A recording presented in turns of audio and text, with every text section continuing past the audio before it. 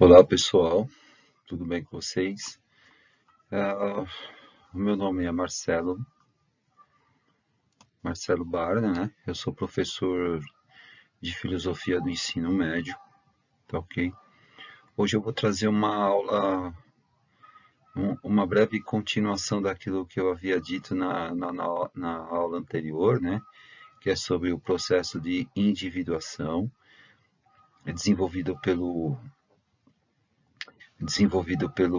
psiquiatra suíço Carl Gustav Jung, tá? Que ele desenvolveu a psicologia analítica, né? E dentro dessa psicologia ele trabalha com muitos mitos, religião, trabalha com alquimia, enfim, vários aspectos aí. E o que nos interessa aqui, na verdade, é a busca do conhecimento e do desenvolvimento humano. Por isso que eu estou trazendo essa aula e um pouquinho de Jung para a gente ter um contato mais próximo com ele, né, e o seu pensamento, tá? Fica aí que eu vou pegando no tranco, né? Inicialmente é meio para organizar as ideias, mas depois eu vou pegando no tranco, né? Hoje, então, a gente vai falar sobre o processo de individuação, né? Entendendo a persona, e eu vou introduzir o conceito de sombra, né? Um conceito bastante difícil de entender, mas não necessariamente que nós vamos tratar somente da sombra, né? Nós vamos procurar entender um pouquinho o que é a sombra, né? E aqui vai o toque legal, que é uma perspectiva junto à filosofia védica. O que é a filosofia védica, né? A filosofia védica é a filosofia proveniente do hinduísmo, né? Uma religião hindu, na qual eles trazem uma filosofia muito rica. Eu estudo um pouco de filosofia védica, né? E pratico algumas coisas aí do hinduísmo. E eu acho bastante interessante a gente falar um pouquinho sobre filosofia védica, porque dificilmente é tratado em sala de aula, assim como Confúcio. Confúcio, eu vou gravar uma aula também sobre Confúcio, né? Mas sobre o taoísmo, mas isso um pouco mais para frente. Lembrando que Jung fala também do taoísmo, né? Então, eu acredito que tem pensadores e filosofias aí, conhecimentos que são necessários serem tratados, tá ok? Para a gente ter uma noção, então, só de início, né? Se vocês observarem aqui, eu coloquei as máscaras, né? Uma máscara triste, uma máscara feliz, que representa aí, muito utilizada no teatro, mas representa realmente, né? A intenção é trazer o que isso vem a representar como máscaras, né? Utilizadas no teatro. Por que as máscaras, né? Porque na Grécia Antiga, os gregos utilizavam as máscaras para amplificarem as suas vozes e trazer uma representação também aos seus personagens. Então, daí que surge então o conceito de persona ou máscaras de Jung.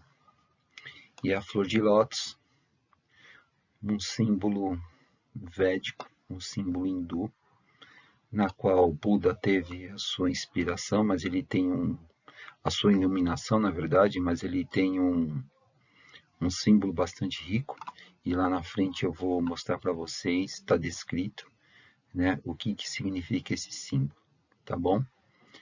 Então vamos dar continuidade aqui. Bom,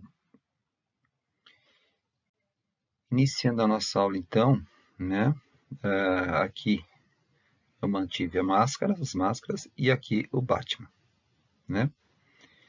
Eu não sei se eu vou ter problemas com direitos autorais, mas é o Batman, tá? Eu espero que não, porque é mais ilustrativo, eu não estou usando isso para propaganda, nada. C.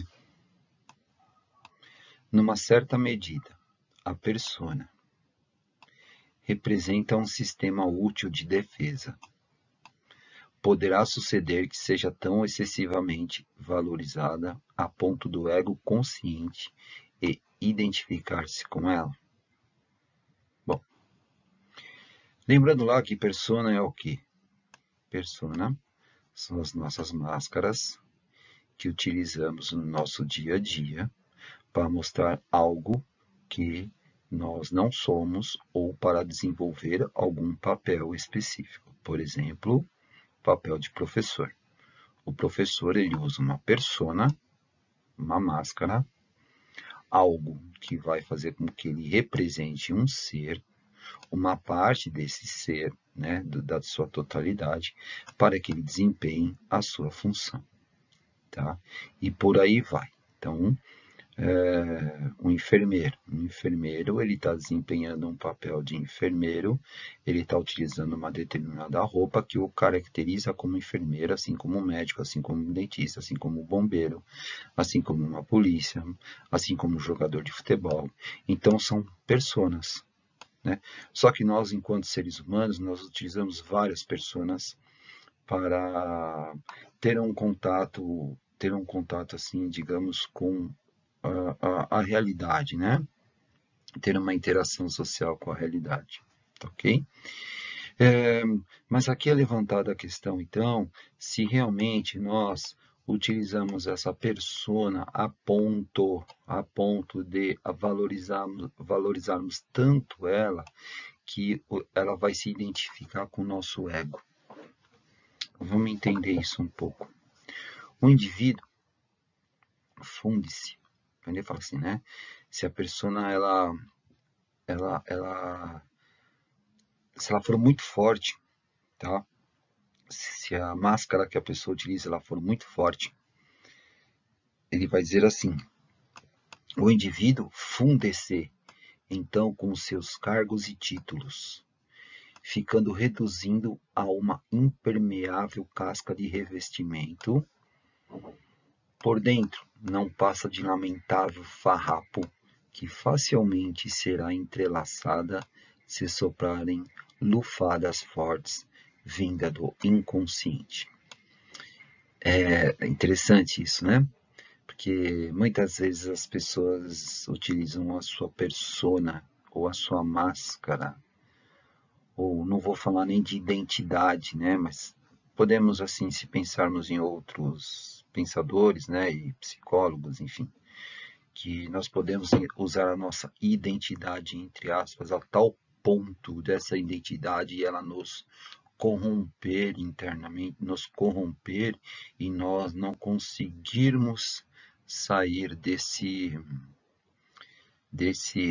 personagem que nós temos, né?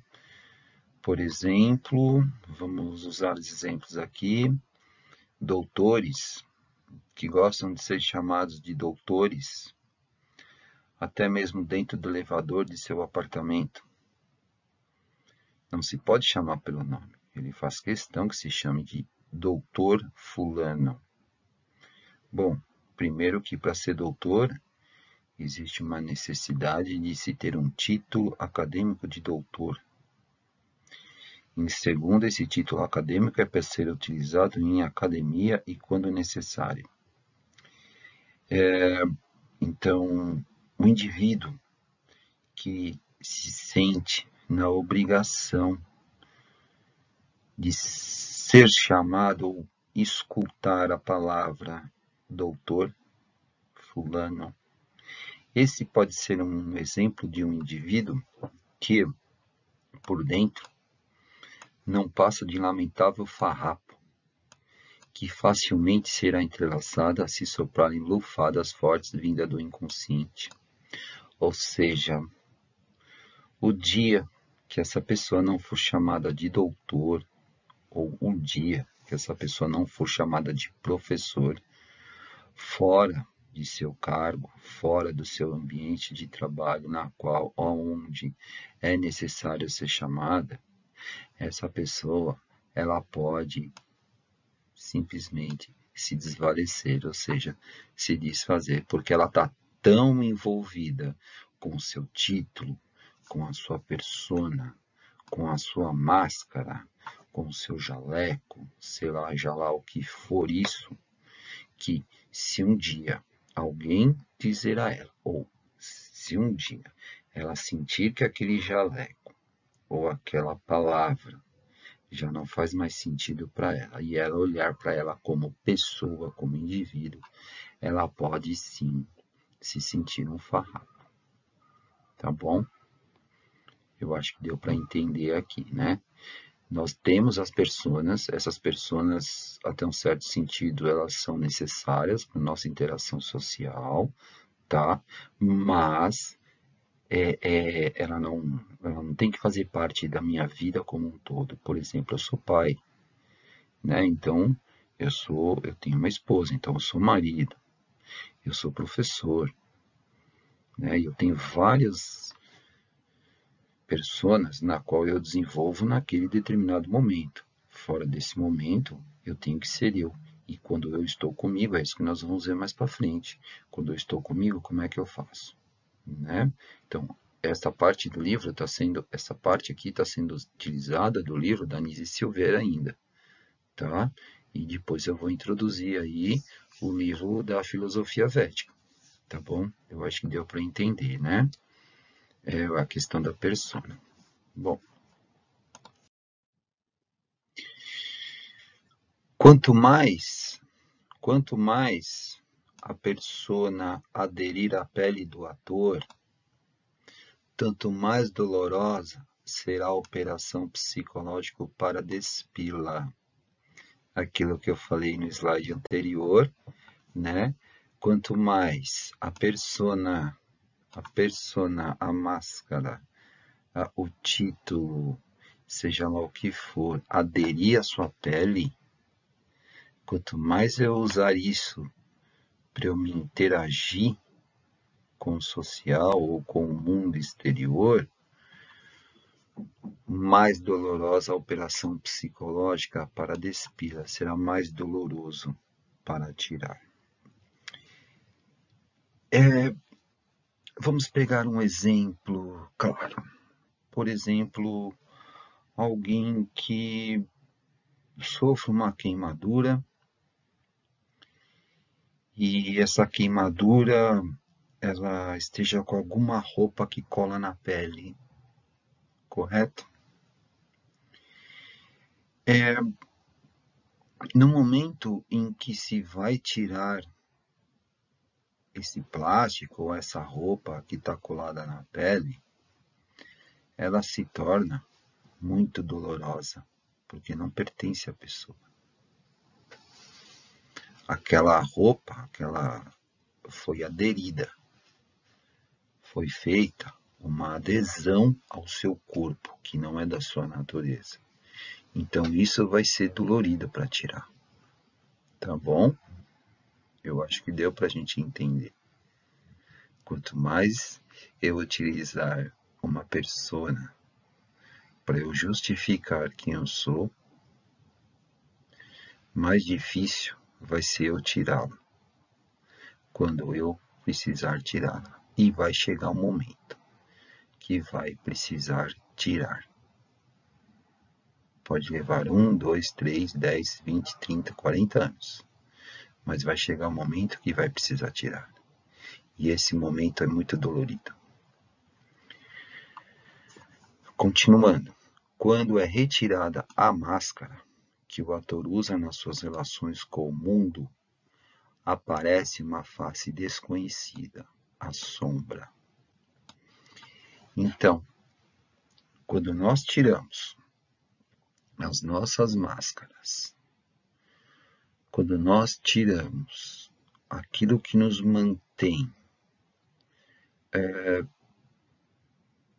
por exemplo, sendo o bom mocinho ou a boa mocinha, quando nós retiramos as nossas coisas que nos relacionamos, aparece uma coisa chamada sombra.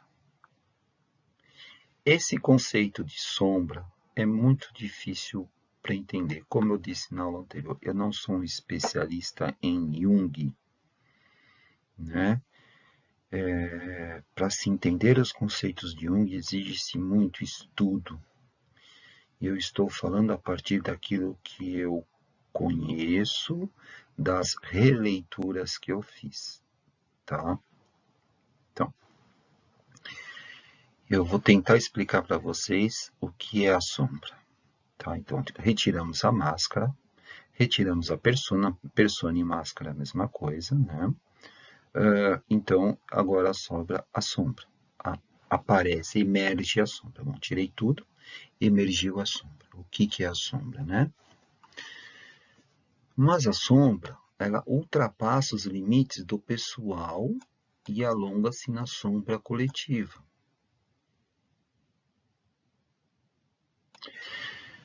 Mas a sombra ultrapassa os limites do pessoal e alonga-se na sombra coletiva. Bom, o que é a sombra? Desculpa, o que Jung vai falar sobre a sombra? A sombra, na verdade, pelo que eu entendo e pelo que eu reli, a sombra, na realidade, é tudo aquilo que há de ruim em nós. Então, se há luz, há sombra. Se há o bem, há o mal. A sombra, então, é aquilo que nós negamos dentro de nós. Quando que a sombra aparece? Quer fazer um teste? Quando você estiver sozinho, num quarto escuro, se permita a ver quais são os seus verdadeiros desejos, quais são os seus instintos. Não é para se ter culpa, porque isso é da natureza humana. Nós somos animais. E animais têm instintos. E nossos instintos, às vezes, é de matar alguém, sim. Às vezes, o nosso instinto é de fazer mal a alguém, sim. Né? Por quê? Nós somos animais. Animais têm instintos. Né? Por que meu vizinho pegou a minha faixa do meu carro? Correto? Então, são coisas simples. Tá? Ter desejo não significa que nós vamos fazer. Tudo bem? Ter desejo é assumir que nós temos algumas coisas ruins dentro de nós, não é algo de culpa. Tá? E não adianta culpar ninguém, porque isso faz parte, né? Por que faz parte de nós? Porque, primeiro, que nós somos animais. E, em segundo, que com a nossa criação existe um conceito de que nós temos sempre que ser os bonzinhos agradáveis. E isso vai criando um conflito. Lá na frente nós vamos falar, não sei se está aqui nessa aula dos complexos. Vai criando complexos, ou seja, vai criando núcleos de energia. Esses núcleos de energia, eles vão se tornando algo denso. Como, por exemplo, como eu tive pedra na vesícula, né? Então, a pedra na vesícula, ela é gerada pelo colesterol que não é digerido pelo organismo. Então, ela fica lá na vesícula armazenada e vai solidificando, né? Até que chega uma hora que a vesícula ela espreme, porque o papel da vesícula é espremer para ajudar na digestão, para liberar bilis. Tem uma pedra ali, a vesícula ela espreme, né? Deixa eu ver se eu tenho alguma coisa aqui. Vamos imaginar que isso aqui seja pedra, né? Então, a vesícula ela espreme, ela está vazia, deixa eu ver aqui, ela está vazia, ela espreme e saiu líquido. Se eu tenho uma pedra aqui no meio, o que acontece? Deixa eu ver aqui. Se eu tenho uma pedra aqui no meio, o que acontece? Não vai. A parede da vesícula vai apertar, vai comprimir essa pedra, né? E essa pedra vai fazer o quê? Causar dor. E é necessário tirar, então. É mais ou menos isso. A sombra, então, ela é o acúmulo, ela começa a ser o acúmulo das coisas que nós temos ruins, né? E ela vai formando como se fosse uma pedra dentro de nós. Tudo bem? Não é para ninguém se sentir culpado, não é também para a gente sair por aí desesperado, porque há solução, tá? Há solução. Enfim, mas a sombra, ela ultrapassa os limites do pessoal e alonga-se na sombra coletiva. Como que isso dá? Jung vai falar do inconsciente coletivo, é por isso que eu falo, Jung é muito complicado. Mas Jung vai falar do inconsciente coletivo, ou seja, da grande massa, né? Como que a sombra ela vai sair do pessoal e vai para esse inconsciente coletivo? Então, veremos então homens civilizados, quando reunidos em massa, portar-se segundo os mais inferiores padrões. Aonde nós vemos muito isso, tá? Nas torcidas de futebol, nos ginásios, aonde homens que supostamente tinham um comportamento civilizado, ali, no momento do fervor coletivo, da grande massa, de uma torcida, o cara vai se portar com os mais inferiores padrões. Então, se dentro de casa a pessoa não fala palavrão, é toda educada, cheia dos não me toques, o que vai acontecer? Ele vai para um lugar aqui onde tem a massa, ele vai se tornar praticamente invisível e vai descascar o verbo mesmo. Vai falar palavrão, vai xingar a mãe de não sei o que, mãe de não sei o que lá, e por aí vai. Extravasou, tirou a coisa ruim, ele volta para casa na boa. Né? O problema é que quando a sombra ela ultrapassa o limite do pessoal e vai para a sombra coletiva, o problema é o quanto isso causa de ruim também e depradação. Aqui nós estamos falando de um indivíduo, mas aquelas pessoas que vão em manifestação e quebram tudo, e as pessoas que vão para a guerra, e as pessoas que vão fazer o mal e dentro de casa são boas. Tem um filme chamado Cidadão X, um filme muito antigo, de um serial killer de crianças. O cara era casado, tinha família, tinha filho, mas ele saía para seduzir meninas e matava as meninas. Né? Então é uma sombra. Aquilo que há de mais, aquilo que há de pior no ser humano, ali estava sendo manifestado. Tá bom? Vamos dar continuidade, senão a gente não para de falar disso. Bom, cair em presas de preconceitos coletivos e discriminações raciais, bodes expiatórios, né? Então, as pessoas elas também podem ser vítimas também, né? Porque suas sombras requerem isso, tornarem-se hábitos destrutivos e sanguinários. Já falamos sobre isso. Os exemplos são múltiplos e, infelizmente, estão de tal modo presentes no mundo contemporâneo que será desnecessário citá-los. Seriam muitas coisas, né? Muitas.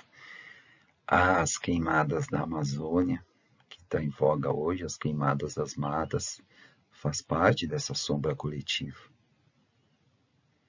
Faz parte da destruição da natureza da vida, né? E por aí vai. Vamos dar seguimento, então.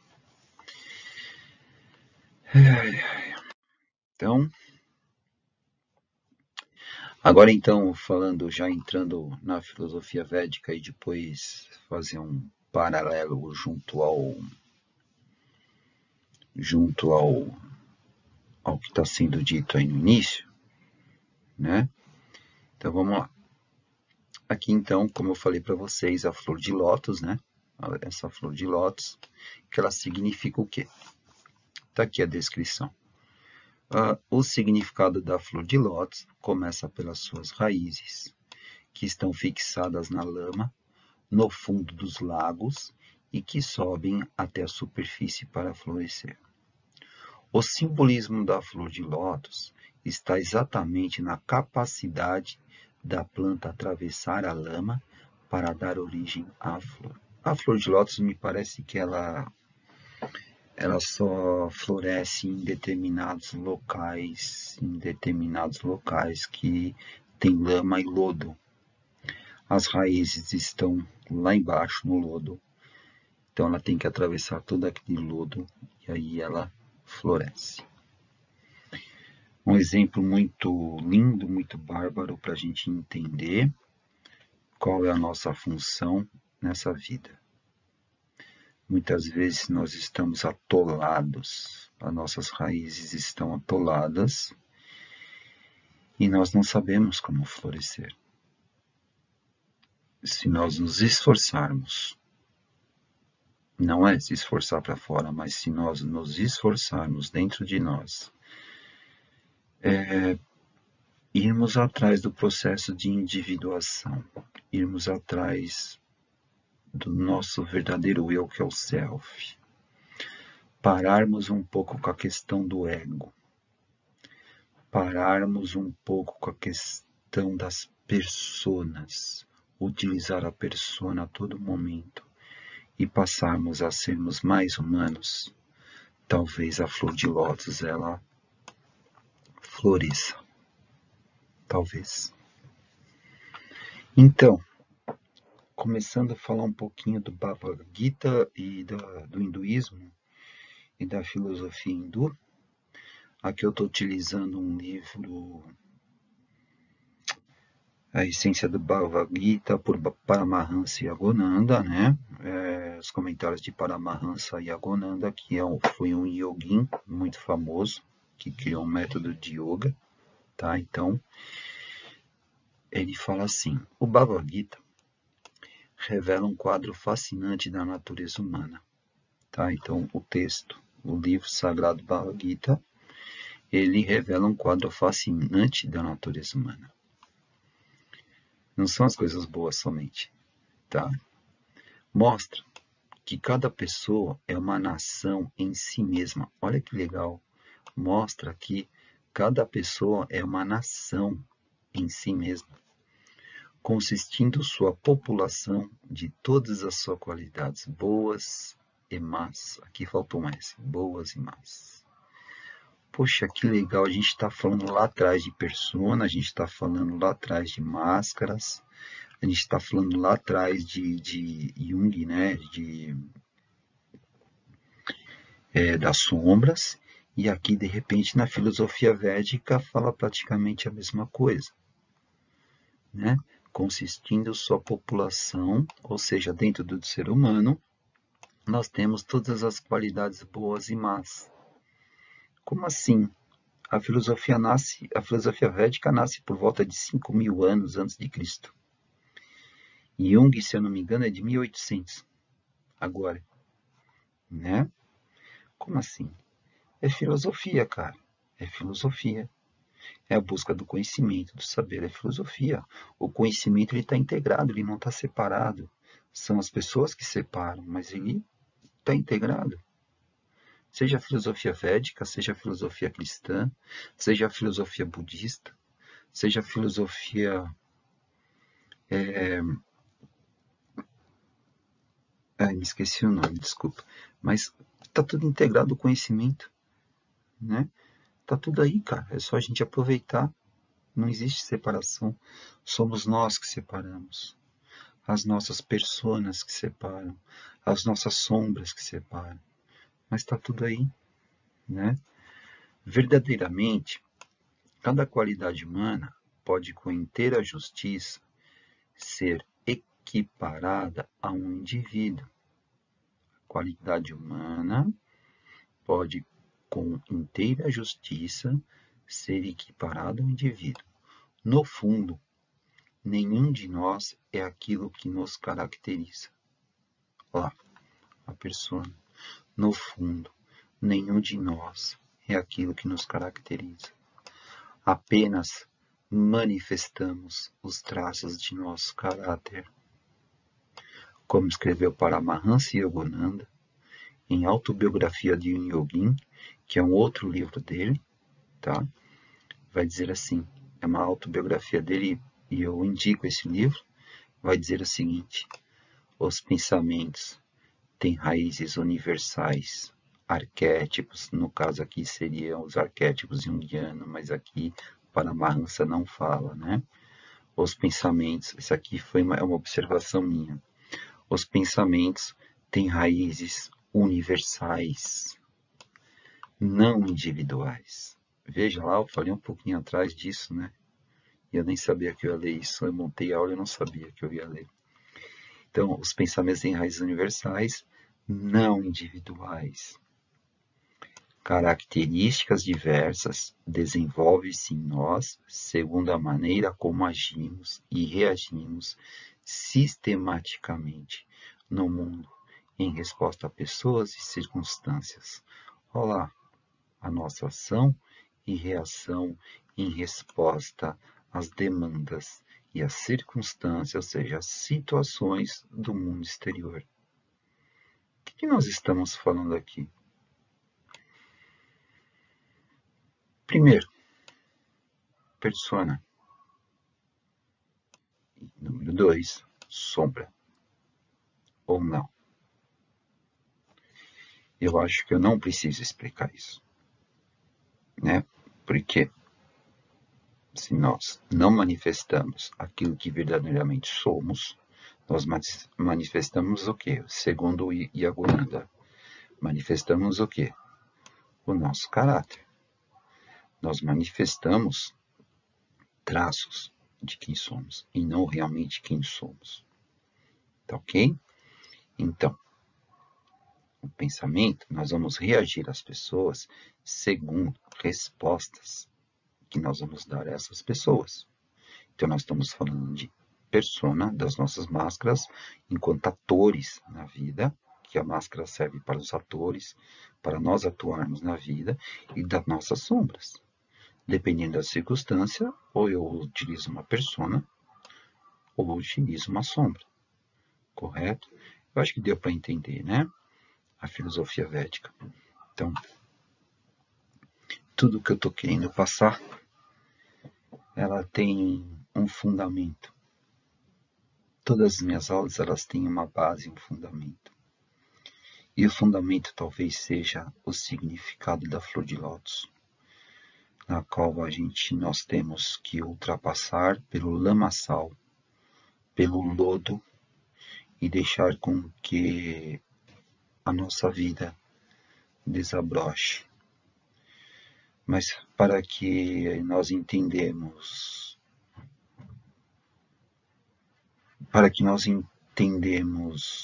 como fazer, como deixar que essa vida desabroche, como a flor desabroche, nós temos que investigar as suas raízes. As raízes estão lá embaixo, encunhada dentro de nós, está dentro de nós aqui. Nós temos que passar por um processo bastante difícil e doloroso, como eu falei na primeira aula. Não é um processo linear, e sim um processo torto, que exige muito de nós. Passando para o próximo slide, essa aula é um pouco longa mesmo. Ninguém, em sua verdadeira natureza, é essencialmente colérico. Ou seja, o que isso quer dizer? Que ninguém, em sua verdadeira natureza, ele é cheio de raiva, tá? Como eu falei no começo, né? Ciumento ou licencioso. Permitimos que essas qualidades se desenvolvam em nós, identificando o nosso ego, identificando o nosso ego com coisas que nos acontecem ao longo da vida. Ou seja, como eu falei anteriormente, nós vamos nos desenvolvendo e o nosso ego ele vai sendo formado, e esse ego ele tem a ver com a formação do quê? Dos acontecimentos e circunstâncias da vida, na qual nós vamos desenvolvendo o quê? As nossas máscaras e as nossas personas. Se o ego de uma pessoa se sente ameaçado e ela conclui que deve enfrentar a ameaça com coragem agressiva, pode com o tempo apurar essas qualidades, agressividade e coragem. Isso quer dizer o quê? Que se nós temos uma vida, nós nos desenvolvemos nessa vida, né? Uma vida que ela é calcada em ameaças, ela é calcada em dificuldades, com o tempo nós podemos aprender a criar um equilíbrio. Não necessariamente que nós vamos ser perfeitos. Aqui ninguém está falando de ser perfeito mesmo, porque eu não sei o que é perfeição. Mas que a gente possa criar um equilíbrio. Tá ok? Se, por outro lado, acreditar-se incapaz de encarar a ameaça com êxito, talvez vá aos poucos desenvolvendo uma postura temerosa, invejosa e ressentida. E aqui então a pessoa vai criando a sombra, tá? Então, se a pessoa se acredita incapaz de encarar as ameaças, né? Ela vai criando uma postura temerosa, invejosa ou ressentida. Então, agora a gente chega num ponto em que é bastante complicado entender isso. Por que as pessoas são tão agressivas? Ou algumas pessoas são agressivas? Por que algumas pessoas são invejosas? Ou bastante invejosas? Por que as pessoas são maléficas? Ou muito maléficas ou pouco maléficas? Agora nós entendemos com a ajuda da filosofia védica de que a sombra ela é uma defesa e ela pode se tornar uma máscara, uma persona, porque a pessoa de tão fraca que é, ela se torna uma pessoa temerosa, invejosa ou ressentida ou demais adjetivos, tá? Ao fim, as inúmeras experiências porque passou na vida e o modo como se enfrentou acabarão fomentando nela uma série de complexos. Aqui nós estamos falando de filosofia védica, né? Filosofia hindu. Quem vai falar de complexos depois aqui no final do século XIX, final do século XVIII, início do século XIX, é Freud com os complexos e depois Jung com a formação dos complexos, que é um nada mais, nada menos, a grosso modo, um núcleo de energia que guarda ressentimentos, ou seja, sombras também. Tá ok? Então, as experiências,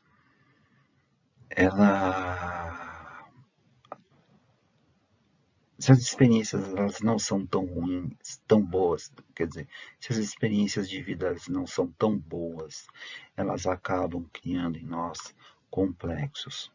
Quem não tem complexo, por exemplo, um complexo que a gente escuta, a pessoa é complexada. Não, mas espera aí, complexada do quê? Que tipo de complexo? Complexo não é adjetivo, complexo ele traz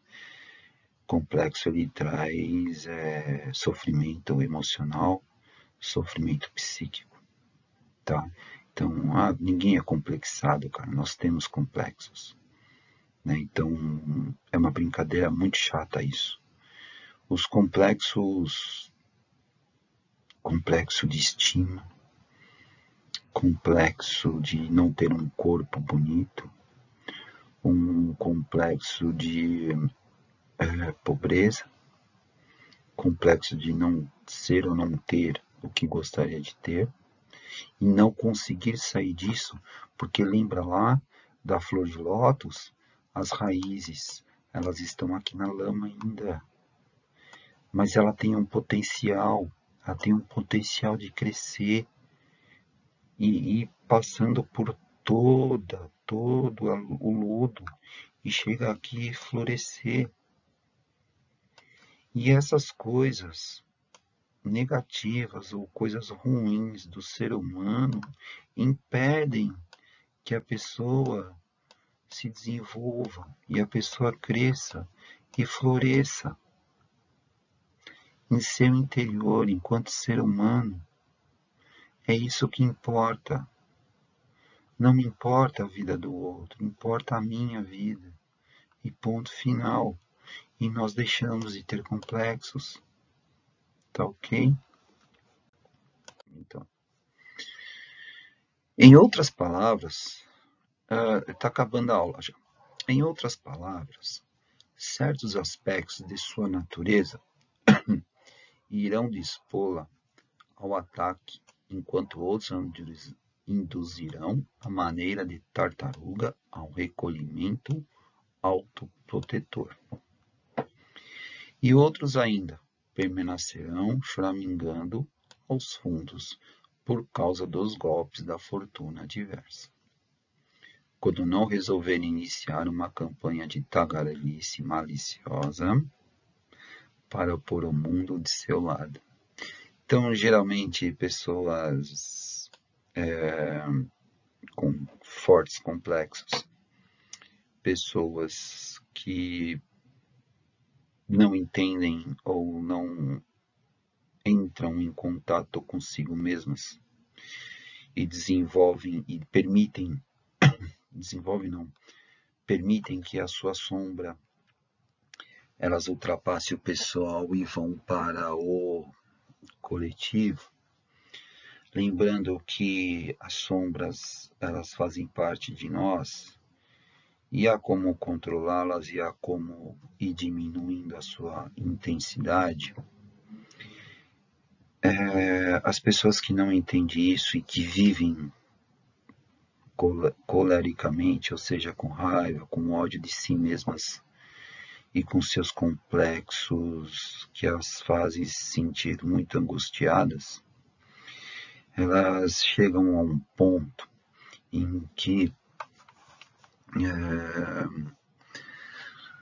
elas precisam atacar de alguma maneira para, na sua vã ignorância, ela atingir alguém.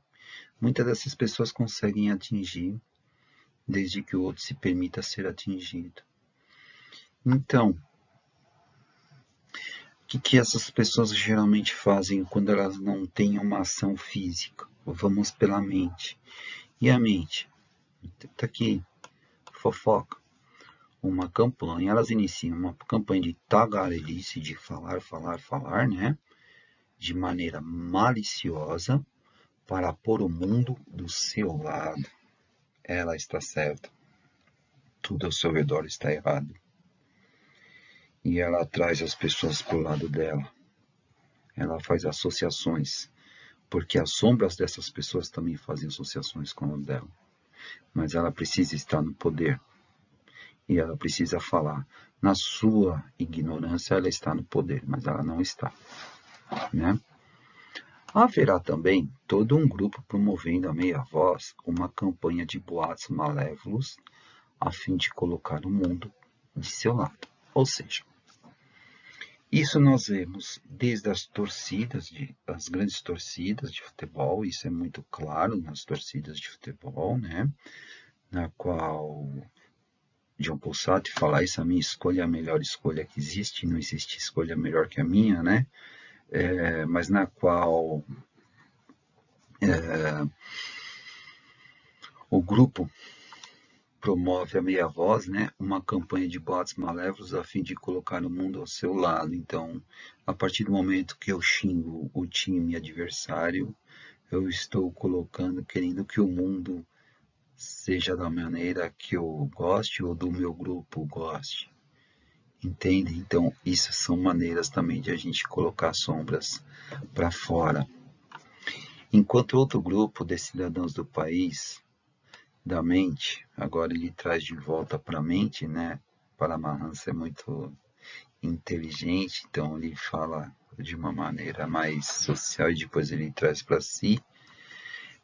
Então, enquanto outro grupo do país da mente, em termos figurados, recolherá o seu tugúrio para implorar tolerância, clemência, doce aceitação ou sereno desapego. Ou seja, né, a nossa persona dizendo à nossa sombra, olha, não é bem assim, vamos com calma, porque eu estou aqui ainda na raiz, mas eu tenho todo esse caminho para trilhar, para permitir que a minha vida aflore, tá ok? E é isso que eu tinha para dizer para vocês, né, a questão da persona, da sombra e um pouquinho da filosofia védica, tá ok? Bom, então, o processo de individuação, entendendo a sombra, é uma breve perspectiva junto à filosofia védica. Essa foi a aula de hoje, né? Eu estou aí no YouTube como Marcelo Barna, né? Eu tenho o meu Instagram também, marcelo.barna, tá? Lá no meu Instagram eu tenho o IGVT, eu tenho algumas séries, eu tenho 2 séries lá, né? Uma de poesia e outra sobre autismo leve e Asperger, tá ok? Eu estou tentando aí fazer minhas poesias de uma maneira mais rimada, não sei se eu vou conseguir, rimada não, é digital, fazer arte, é uma experiência que eu estou fazendo, tá ok? E é isso aí, eu peço que vocês se inscrevam aí no meu canal, se gostaram, ative o sininho, né? Me siga lá no Instagram, é vida que segue, é isso aí. Bom, desejo a todos vocês que tenham gostado dessa pequena aula, né?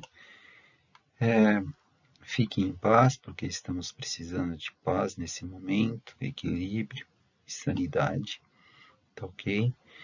E eu espero que todos fiquem bem. Até uma próxima, fiquem todos em paz. Muito obrigado.